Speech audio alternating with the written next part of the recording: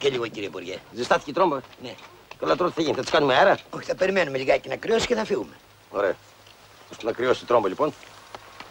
Να σου διαβάσω λιγάκι το λόγο μου εδώ πέρα. Σιγά, σιγά, παιδάκι μου, το αυτοκίνητο είναι ιδανικό.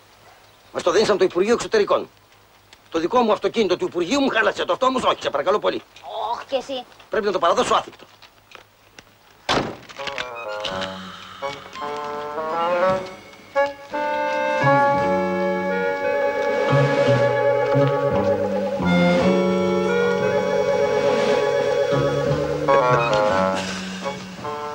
Παναγίτσα μου, Παναγίτσα μου. Λοιπόν, αγαπητοί μου συμπολίτε, είμαι ευτυχής που αναπνέω των ζωοκτώνων, των ζωογόνων αέρα της ωραίας μας Πλατανιάς.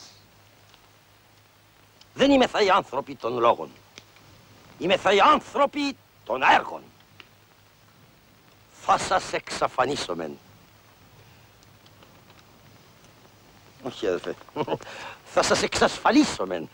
Άκου, εξαφανίσομεν. Σκέψου και να το έλεγα. Τι είχε να γίνει, Παναγία μου. Τέλος πάντων. Θα σας εξασφαλίσομεν. Θα. Σύνθημά μας είναι ένα.